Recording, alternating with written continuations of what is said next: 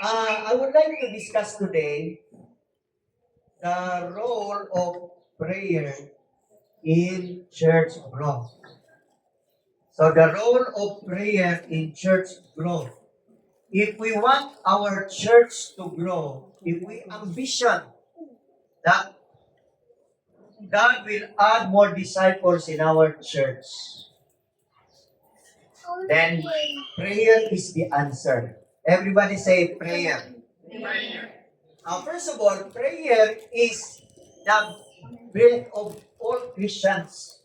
Every Christian, for that matter, if you are a believer of Christ, you must know how to pray. Because without prayer, mamatay ka, dili ka kaginhawa. Ingon anak ka hindi o ka hinungdanon ang prayer sa usa ka individual, labi na sa usa ka disciple.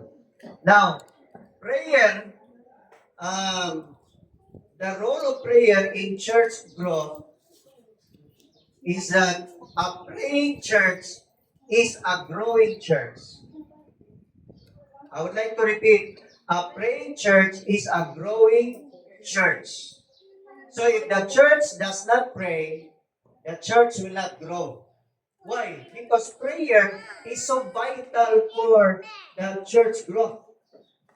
Church will not grow without prayer. That is the role of prayer in church growth. No? Prayer is the foundational engine for church growth, fostering spiritual, numerical, and structural expansion. So, prayer is like an engine. Kanang sakyanan, dili na mo andar kung walay makina. Di ba? Doon na ito'y akong nakita sa Facebook. Military to siya. Kaya doon na usa ka element dito, usa ka soldier na mainang puon. And because of his kanang attitude of kanang prayerful attitude, ginabuli siya sa iyang mga kauban. In fact, ginabuli siya sa iyang officer. And then ingon na siya, yung officer na, okay, I want to know your God. I want you to drive this car, this armored car, from this place to that place. Then, nangatawa din sila. Nangatawa din ang atong officer. Then, nangatawa po itong iyang mga kauban. So, siya po, dili siya kamaw mo drive.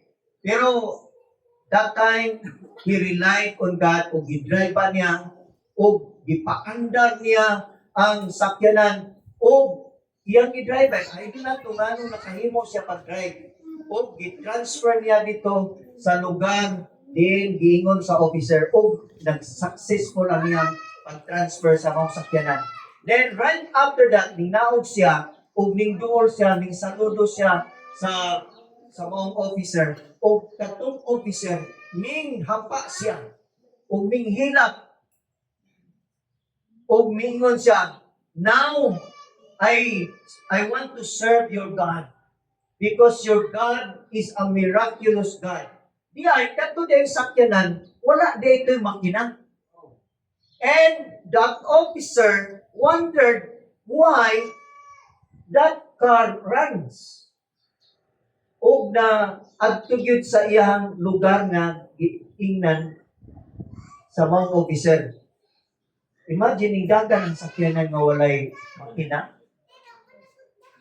O because of that, life of that soldier, nahimong nausap ang ilang pagtanaw sa Ginoo nga iyang gisilbihan. Inanang ka, prayer is the foundational engine for church growth. Ang church, dili gyud mo grow, dili gyud mo dagan kung walay prayer. Unang kita, every individual, mag-ampo gyud ta.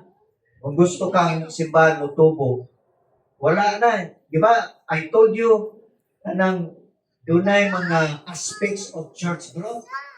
Kining aspects of church growth, wala ni siya. Why nada ni siya? Di ba? Unsa tong 5 aspects of church growth. Number 1 is leaders. Nakay team of leaders. Number 2, dapat ang church na ay discipleship. Ikatulod, dapat na ay training and mentoring. Ikaupat, dapat na ay na ay strategy. Lima naman to, no? Strategy. All these aspects are void kung walay mga pag-ampo. Ang pag-ampo, mao gyud ay makina para mutubo ang simbahan. Amen? Prayer functions primarily by uniting believers in purpose. Kamu, malaglahin matagkuan, di ba? Tinood na. Ako pastor, malibog ko ninyo, kilalahi kayo mong attitude. Lahi kayo mong ganang aspiration, na yung ban, nagahi kayo patuhoon. Ang ban, nangugat ko, wali nga mo ni, mag-disciple ka, mag-cell group ka, pero wala lang sa inyong buot. Amen? Oh. Praise the Lord. Pero, gaampo ra po ana every morning. Kato bitaw na natulog diri ganihang buntag. Iko ayo lang pukawan. Pukawan unta nako kay murag maestro ko ba, oy, mata na mo. Di ba, inanong mo sa Boy Scout. Pero ingon na Holy Spirit, ayaw pukawan. Let them follow you. Nag-prayer ko diri. Ambot og asa ko si Cleo si Juan. O ako silang gipakita nga ang ilang pastor daampo og kadlaw.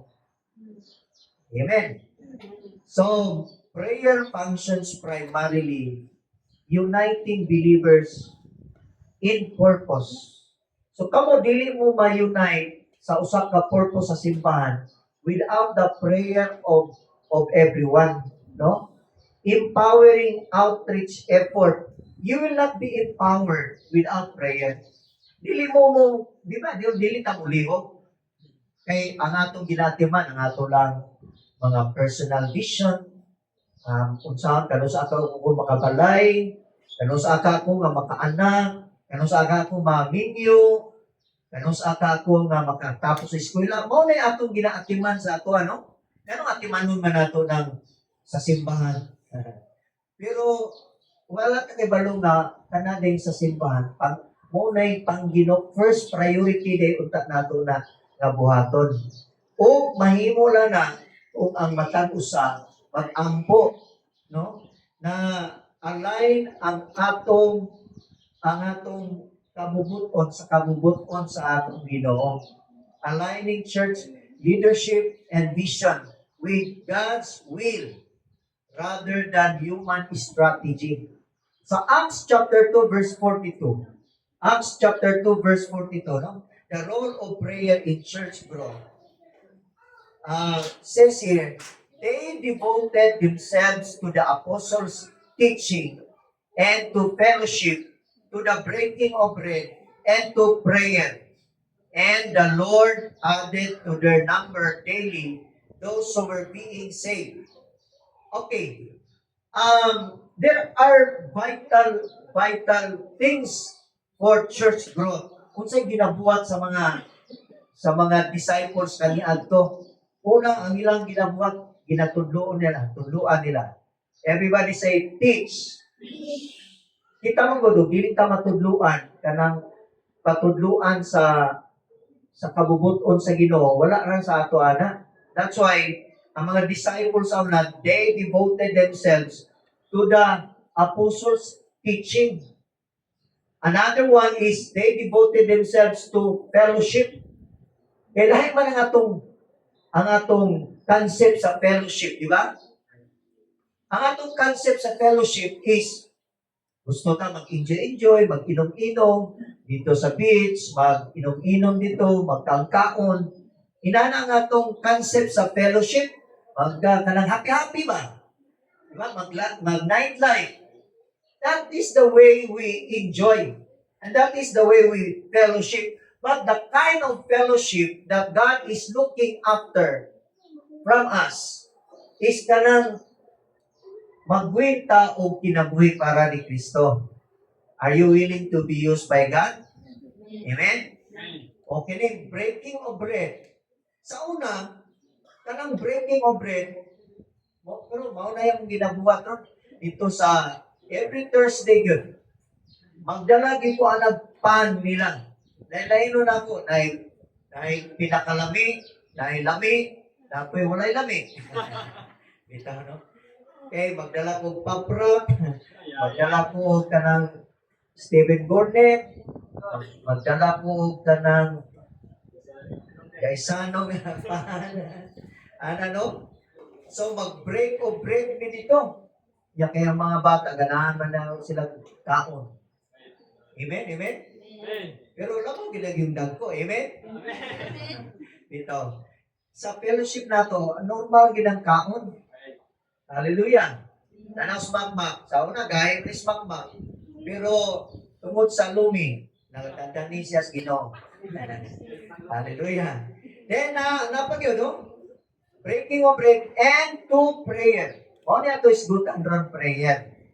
The Lord added to their number daily those who were being saved. So, prayer is one of the things, key ingredient role in church growth. Kanang prayer. Now, okay. Here are 3 roles of prayer in church growth. One is FEA. F-E-A. F-E-A. Wow. Praise the Lord. Apa? Intermission dyan. From Daichi to Pastor. This is Daichi. Happy birthday, Pastor. Pastor John. Tama no? Salamat, Daichi. Praise God. Hallelujah. Salamat ko ng Diyos, no? Salamat sa Ginoo. Muna mga bata, tutunduan po, mag-greet, no? Salamat kay Daichi. Okay. Praise the Lord. Now, like I said, FEA, 3 roles of prayer in church growth. So, kanang mga bata na to, ato gining welcome diri. Dili nato na sila yung nasamok na sila. Kundi blessing na sila. Amen? So kung naganong mga bata, naganong anak, hiyang ko dinhi kay magdagandagan ninyo na, dili ra gyud ko masuko. Kay malipay ra ko ana. Pero kung ani mo gulay mga bata, magmungkot ko ba? Kanong wala man kay bata. Ito, kay mga bata panalangin na sa simbahan. Amen? Everybody say amen. So, 3 roles of prayer in church growth. Number 1, everybody say fostering. Kaya ba mo sa ng word na fostering? Mag-aghat, magdasig, mag-increase, fostering unity and spiritual maturity. So that's number 1, no? Role of prayer in church growth. Fostering unity and spiritual maturity. So, prayer brings believers together. Nanong ang church motubo because of prayer. Believers are being united because of prayer.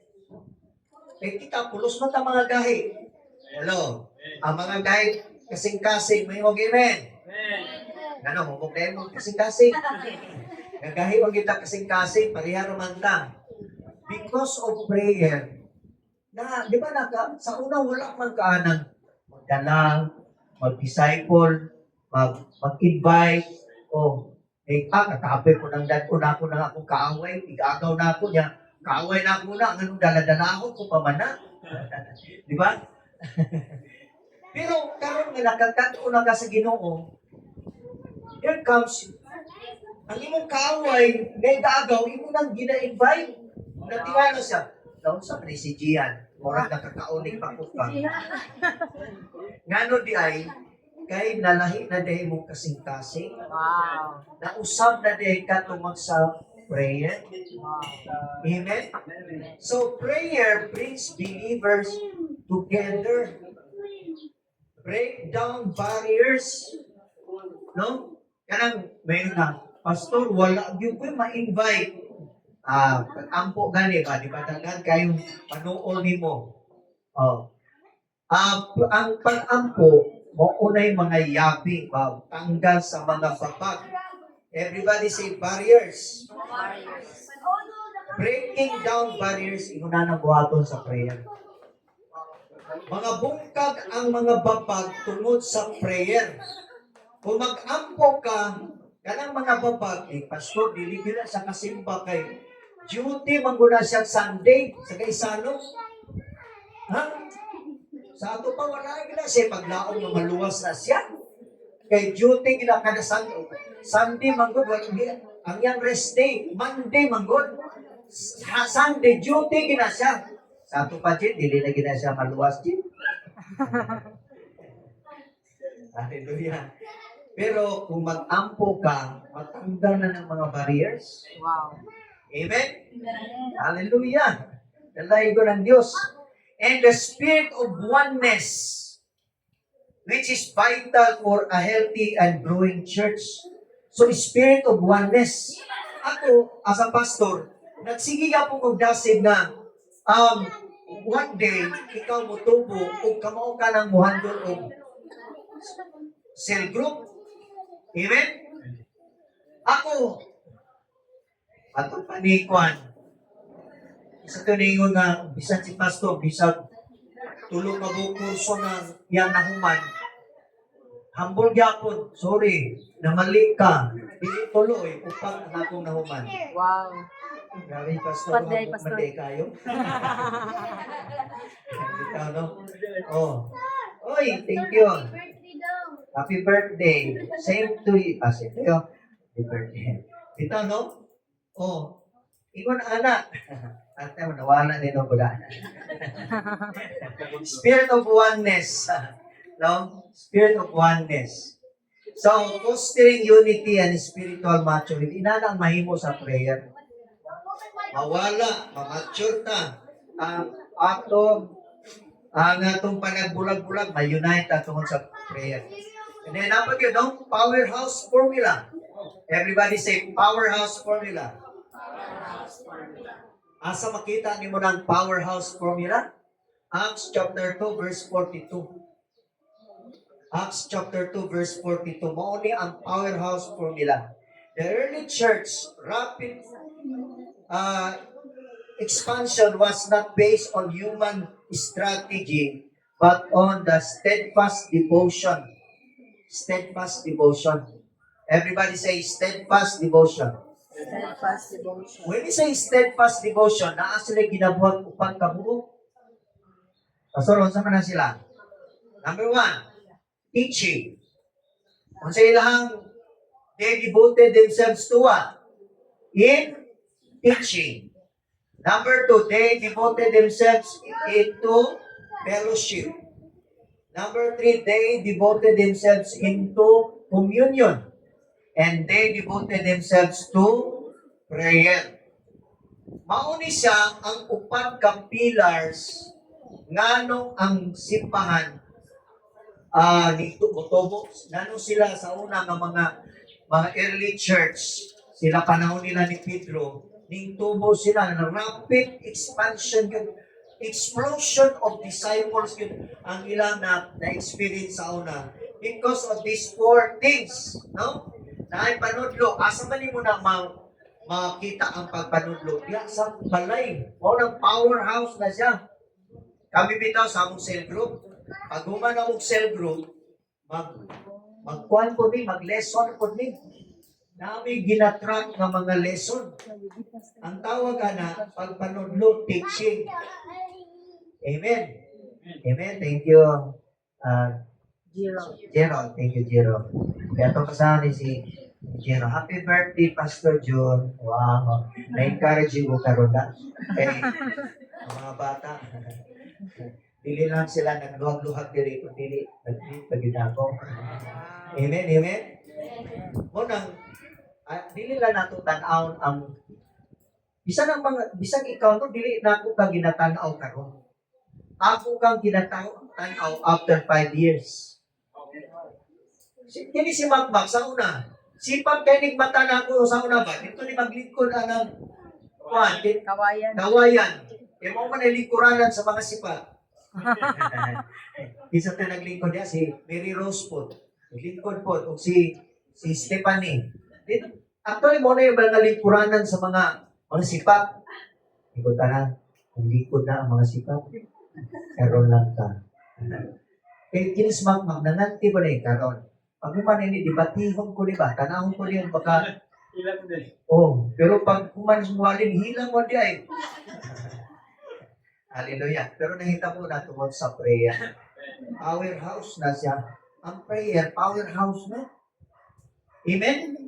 Kung ikaw, mainampuon kay ka, amahan ka na mainampuon, powerhouse ka para sa imong mga anak. Powerhouse ka para sa imong sa imong mga asawa, daghan day ka asawa. Sa imong asawa o sa imong bana. Muna powerhouse.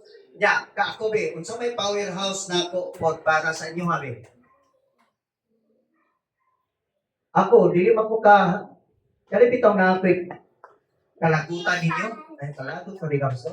Oh, maglagot ko kay ano yung kahit kung gani siya. Nanugat tabi akong ampuan na nanugat tabi kong kwali pa. Pero, ang akong daganan, prayer, Lord, in the name of Jesus, mutuma siya karon, Lord, in Jesus' name. Lord, I command the angel to guide him, guide her. Secret. Pagkuhan, hala na agad siya. Grabe, effective din akong prayer, no? E powerhouse din ang akong prayer. Amen, amen? Power kayo na. Hindi so may power. Prayer. Muna, ang sikreto rin ako, kita, mga laylay, mga wayward, magiging mga huna-huna, di ba? Amen ang mga wayward. Amen. So, okay, muna, number 1, F, fostering unity and spiritual maturity. Number 2, empowering evangelism and outreach. Ingon na naka-power ang prayer. Prayer empowers evangelism and outreach. Prayer acts fuel for ministry, opening doors for the gospel, softening hearts to receive it. Oh, ini na-experience ko yun din ako ba? Kanabi to, sorry sister ha, pero for good pa niya ako example. Sabi ang wala pa mo sa Ginoo. Hila na nako si Makmakmak. Mag-cell group ta sa imuhang mga anti-mak. Ingon si Bapa, Pastor, ang ano man, Mak, nanong sige diha. Ay, saron, Pastor, kay Kwan. Sige. Ganong day, ganong man. Grabe na si Auntie Ila, Pastor. Ganong day. Grabe ka gwapa. Mo ba? Sige lang, ato lang pagwapahan o samot. So, nag-ampo mi. Dayon, inilagay akong kagwapo lagi po. Amen ba? Amen? Oh. Approach them dito, anak. Ako din yun na. Hello! Hello, Stella, ikaw na itong gano? Wala siya kabalibat. Wala siya kabalibat ako. Napugos siyang smile. Ibis, puntahan ko niya, sige, ikaw ato na lang kapuyo, nalagay mong pastor. No, pero pagkita niya na ako, wapo pa day. Anthony, saman, sister, pwede ta mag-cell group din? Pwede kay pastor. Tapos ini, pwede na, nakatando na. Amotod karon na. Grabe na karon, in love na kayo sila sa Ginoo. Amen ba? Palapakan nato sila. Sila si Ferdinand, lamas na po ni Day. Wala na ma-in love sa Ginoo. Sister Virgin. Muna ako mga cell group members dito. Mga supporter na ako. Gusto kayo walang Diyos. Praise the Lord. Napapa mo diha mga igsoon? Amen. Kung sa itong powerhouse?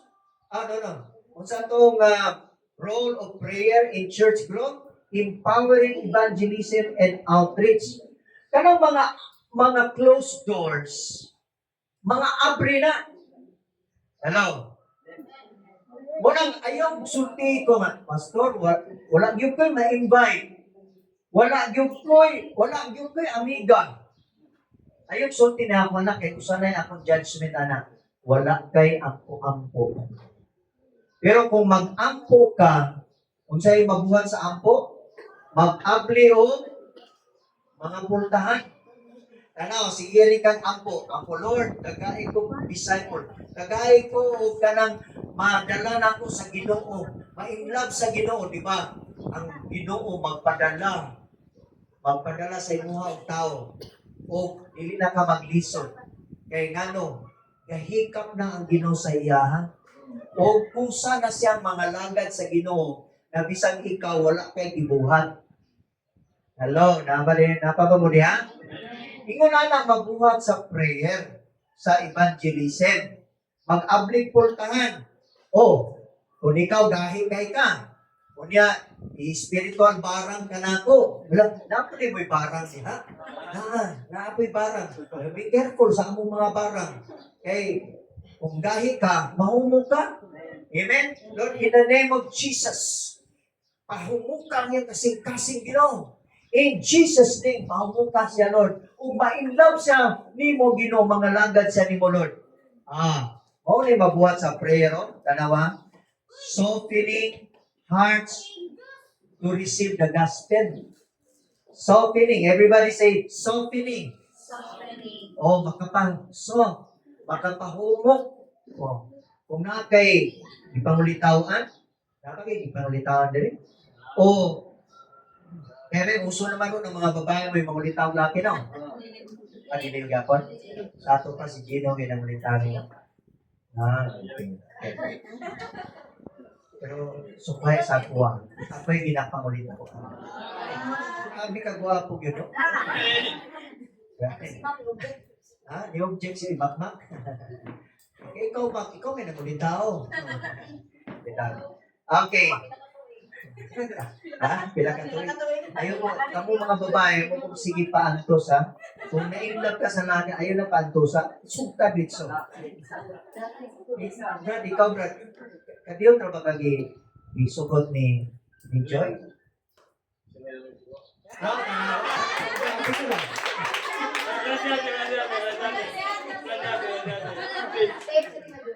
Bitang, abi pala mo, isiboy punta. Di ba? Bitaw, nani gini mga gwapo, Brad. Oo'y pangulitawan. Hallelujah.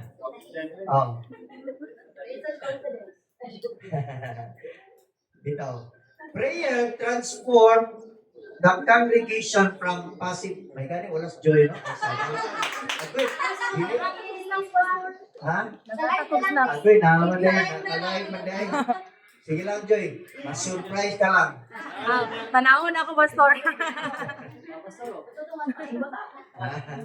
Alright. So, rasa. Wala tayo time. No? Acts chapter 6, verse 4 and verse 7.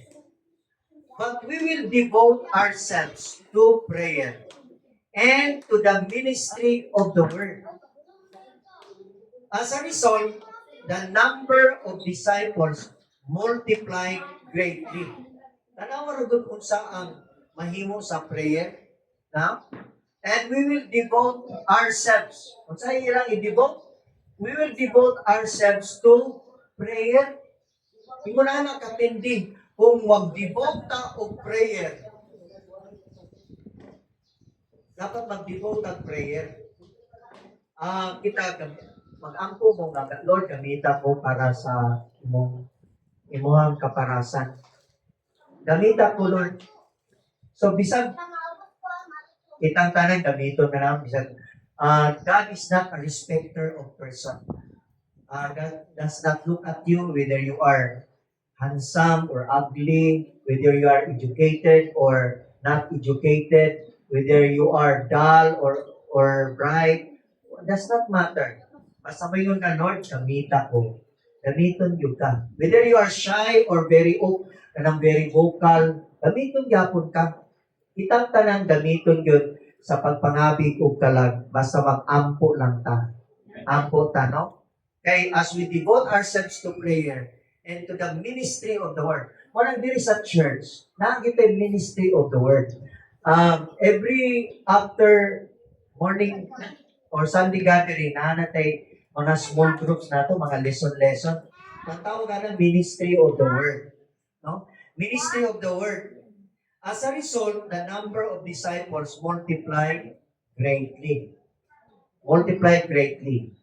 Okay. So, role of prayer in church growth, empowering evangelism and outreach. Ikatulo, last na. Wow, last na din, no? 3 roles naman. Number 3, prayer is aligning with God's will and direction. Aligning with God's will and direction. So sa mga pag-ampo, di mo masayog ka kung whether or not you are aligned with God's will. Asa ka mudangog ka sa mga pag-ampo. Through prayer, leaders and members seek God's guidance, ensuring ministries align with divine purpose rather than just human efforts. Okay, personal application. Say, for example, confused ka. Lord, siya na ba yun, Ginoo? Siya na nga? Siya na ba yun? Kailan na ba ni masayog ka sa pagpili o kapika sa kinabuhi? E dili man na yung mga basket atong iuli ka. Dili man di ka ngayon. Iuli ka lang nako. So before you can do that, before you are engaged in marriage, pag-utana sa imong kaugalingon, Lord, siya na ba yun? Pero para sa imong kaugalingon, siya na yun. Kaya ano, wapo siya, may trabaho, makabuhi na yung pamilya. Sa pag yun, soulmate yun mo, pero dili lang basta ingon anak. Mangutan na pag yun, Lord, siya na ba yun? Kung dili na siya, Lord, magbabag ka, mangita kang iksina nga dili kami malahos. Pero kung siya, Lord, basta nakita niyo akong kasing-kasing tuloy-tuloy lang ang puso ko para sa kanya. Grabe ha. Pero kung ayaw niya para sa akin, find ways na hindi kami. Ganun, nanugyan yung kaman. Isa may babae nga ingunaan na dirili, nga nanugyan ka, asa ingunaan na, Pastor, maglabot-labot, pag-iriyan Ginoo? Yes. Anang yun, para dili ka masayo. Dili ka masayo. Kay, like I said, dili mura ng basket nga imo nang iuli. Kay lifetime na nimo na. Magkuha na ka, no? Lifetime nimo na nga dawaton yun sa mong kinabuhi. Kaya nakakumit na ka. Hallelujah! So, through prayer provides wisdom for strategic decision. So, grabe ang wisdom makuha nimo kung mudangog ka sa mga pag-ampo. Kung saan ang wisdom? Mga instruction sa Ginoo, live instruction sa Ginoo, na imong madawat, live instruction, special instruction from God, na imong buhaton kung mag-ampo ka. Mo na mahimo sa prayer. No? Regarding decision in the ministry, no? Look at Acts chapter 13 verse 3. Acts chapter 13 verse 3. After praying and fasting, paghuman sa pag-ampo o pagbuasa nila, so dayon, the church commissioned missionaries leading to expansion. Kaya after praying and fasting, kung natong basahon kining Acts chapter 13 na chapters, lead sila sa Holy Spirit na magpadala og missionary. That's why they send out missionaries. katong pag sinaw nilang missionary, nag-gusto siya og expansion sa gospel throughout Asia Minor. Hallelujah. So that is prayer, no? Aligning with God's will and direction. Number 3, role of prayer in church growth. Now, in conclusion, prayer is not merely a supplementary activity in the church. Not supplementary. Everybody say, not supplementary. In other words, hindi na added activity, kundi very necessary. It is a primary engine to sustain the church. Bisan galing sa atong Christian life, prayer is a primary engine in our Christian life. Reason nga nung magkaluya ka, nga nung you are about to backslide, you are go backsliding because you lack prayer. You miss to come into the presence of God. Ganong magkimi na gani ka magkanta o worship song. Ganong magkimi na gani ka mo pataas mong mga kamot. Ganong dili na gani ka makabasa og Bible. Ganong mahadlok na ka sa presensya sa Ginoo. Why? Because you miss a lot of time in prayer. Prayer is not, like I said, it is not supplementary in your fund. Pero magtambal ba? Ayaw gini siya, ha? Food supplement ra ni, ha? Dili mo mo imong saligan. Food supplement ra ni. So kung tagaan ta kag moringa, isa may nakadawat diri moringa gikan nako. O ayok sa ligina kay food supplement ra na. Kinahanglan mo kaon gyud ka og itlog o daghan pa pagkaon. Amen? Kinahanglan ka vital ang prayer. It is not supplementary activity in the church, but it is a primary engine to sustain church growth. No? By fulfilling the 3 critical rules. Number 1, fostering deep unity, ensuring alignment with divine purpose, and activating supernatural fruitfulness in our lives. Prayer moves a church from human effort to divine enablement. Divine enablement. So, talang mga human effort na to, say, kapuyon yun na basta human effort na. Pero, divine enablement na gani, walay kapoy diha. Amen? Pwede nato ni ma-apply sa atong tagsa-tagsa ka mga endeavor sa imong family. Lord, ay naman ko Unsa man niya akong asawa mo sa una pwede man ni gopaha pero karon mura na magyawa kay tanaw. Ini akong bana grabe kay ko kay laban. Unya. Karon mura naman sa di na mo ganahan mo uli siya. Kana siya nahitabo na because wala na kay pag-ampok na igsoon. Amen? Isa may naikuyab yun nga, murang ilakay na ka. Oh, kana, resulta na siya. Once you pray, ma-revive na ninyo pa. Murang inlove na pagkakayo. Amen? Kaya kanunay ka sa presence sa Ginoo. Kanunay kang in love. Isa'y gusto ma-in love. Amen. Hallelujah. Asa man siya? Tuwa sa iyang puan. Ha? Sa iyang puan. Sa iyang trabaho. Praise the Lord. Manindog tantanan. Glory to God. Let's sing that song. Song Bisaya.